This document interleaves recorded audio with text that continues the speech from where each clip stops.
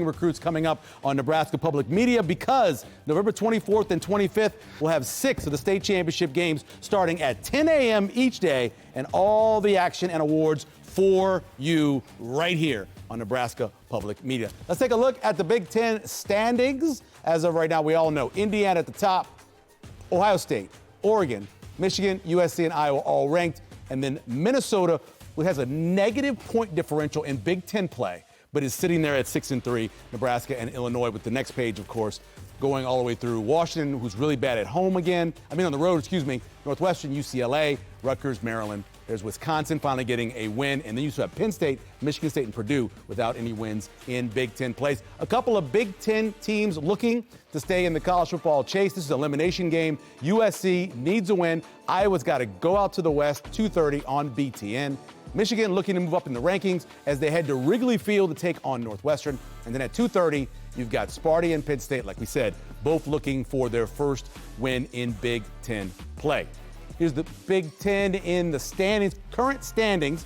Ohio State still at number 1, and Indiana at 2. There was talk maybe A&M would jump up to number 2. Oregon at 8, USC at 17, 18 is Michigan, and 21 is Iowa. The best thing that could happen to the Big Ten is for Michigan to beat Ohio State, and they could get 4 teams in, and Ohio State wouldn't have to play in the Big Ten championship game, and they can get some rest. That's what it would look like right now. You see Ohio State, Indiana, Texas A&M, and Alabama as your top 4 seeds in the bracket. Let's look at the sideline survey.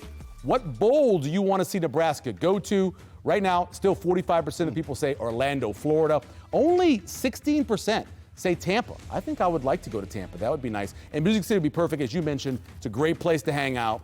Broadway's awesome. 25% talking about that. And you would like which one? I'm a huge fan of Nashville. Okay. So that's signed me up for. You can't beat Broadway and be able to walk right across the Cumberland River. Not as warm though.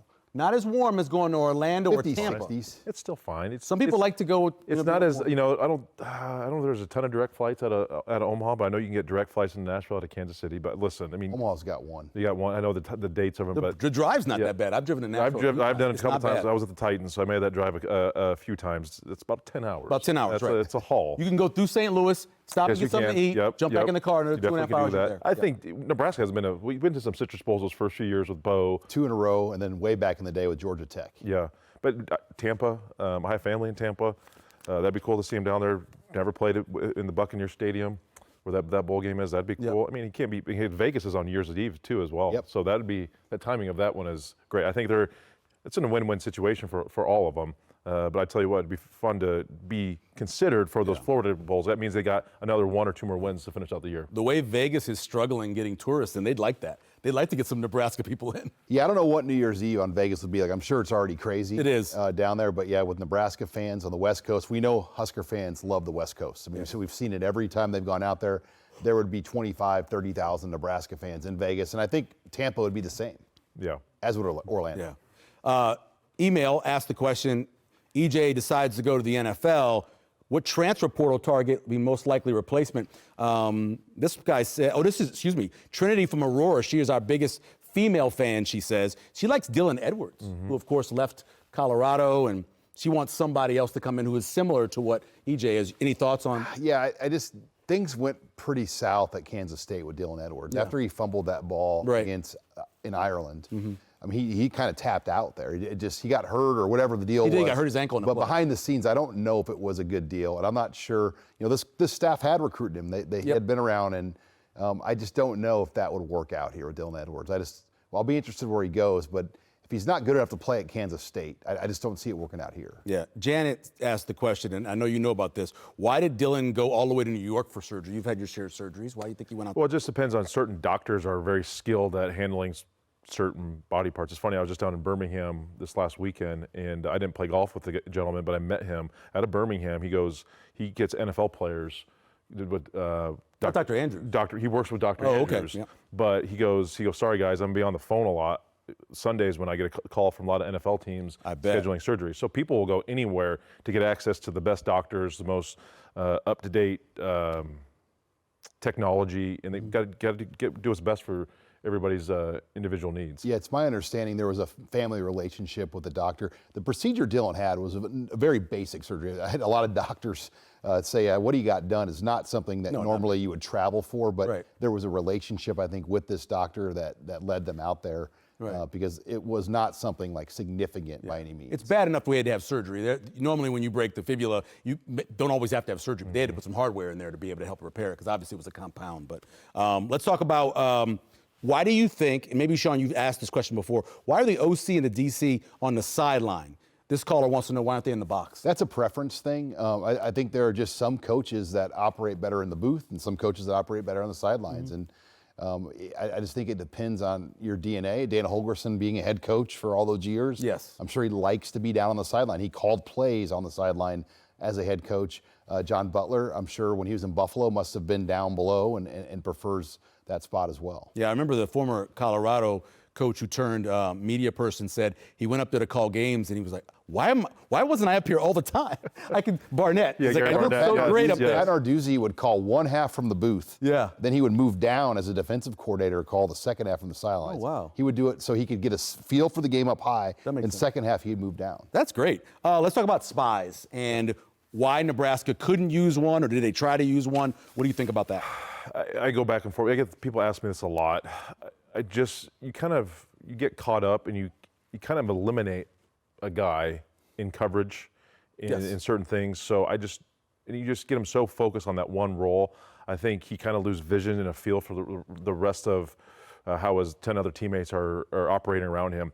I get it, but I just don't think Nebraska's in a situation to listen. Nebraska needs to get more athletic defensively, and they will.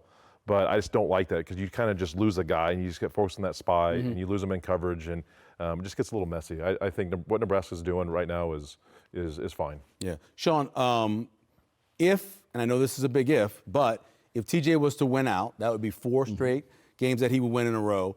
Do you think they'd be an open competition in the spring?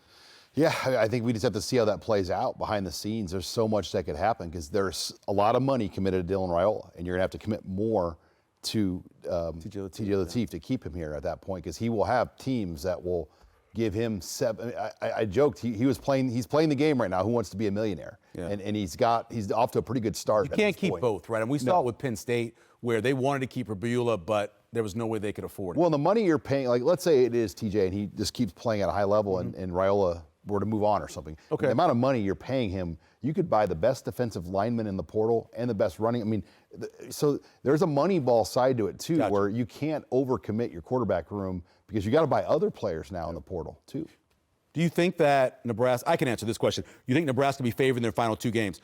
I honestly believe that they can be favored against Penn State. I really believe they'll be favored against Iowa. Really? I do, because I think Iowa loses to USC. And so when they lose to USC, I think Iowa, in terms of where their ranking is and their numbers are, I think Nebraska's going to be like a 2.5-point favorite at home in that game. But that's just what I think about. Joe on email, he says, when you throw the ball to people instead of at people, good things happen. He said, thanks for turning the kid loose. Yeah. D-line needs to bulk up. Another question that comes up a lot, you know about that. Need a nose tackle, need some bigger guys. Listen, they're big. I've stood next to Noweri and Keona at practice. They're not. They got to grow up a little bit. They got some more reps. They're not getting manhandled out there. I think what needs to happen is they get the linebackers. The play behind there's been a little inconsistent. So those two things go hand in hand. But it's not a size issue. I don't agree with that one. 19 to 21 is a huge change in your body. Yes. When you're at that level. Status, Alan wants to know of Holgorsen's contract. Is he only on a 1-year deal? Gosh, if I remember right, I think it's multiple years. Is it? I think it's this year and next year, for sure. And obviously, there's some money that he's still being paid by Houston. So they're getting him at a discounted price, but you're also paying Marcus Satterfield like $1.6 million. That will probably change in the offseason, because Marcus Satterfield's on a 3-year coordinator contract still, even though he's not the coordinator anymore. Yeah, you've been a part of a spring quarterback battle, right? It can be kind of fun. No, listen, competition is always healthy. Yep. It's always good. Barry Turner came in as a true freshman. They liked him a lot. I had to, kick my butt in Garrett too. So I think healthy competition is what this program needs. When you have better better talent behind you, Yep. you got to step up your play. Otherwise, guess what? You want to call it a Wally Pips situation or whatever, but otherwise he'll come and get you from behind. Steel sharpens steel. Burning question, Sean. My burning question is, what can Nebraska get out of TJ Lateef now the next 2 weeks? You got a game of film out there on him. You know Penn State, you know Iowa's studying that film. What can now Dana Holgorsen build off of what we saw on Saturday? Going into Penn State, stopping Singleton. You know, Nebraska's that's his best player Penn State's best player offensively. Can we coordinate and construct this defense? We've been going to the back end. Can we stop him, slow him down in a couple weeks? Yeah, got to stop both those backs, no doubt about that. My question is simple. Do you get healthy? Because those guys have gone through 6 straight weeks of playing or 7 straight weeks of playing. Can they get healthy during this bye week for those 2 final games of the season? For our picks and how the season will end up, just check the prediction on Facebook, X, and our Big Red Wrap-Up webpage. As a reminder, the next game on TV will be next Saturday against Penn State. We don't have the time or the network, but it'll be announced next week. And then next Tuesday night here on Nebraska Public Media, we'll preview the Penn State game on Big Red Wrap-Up at a special time, 9 p.m. on Nebraska Public Media. You can also tune in to Facebook Live, YouTube Live, and our website, nebraskapublicmedia.org. Our special thanks to Zach Potter. For Jay Moore and Sean Callahan, I'm Michael Severe. We'll see you next week right here on Big Red Wrap.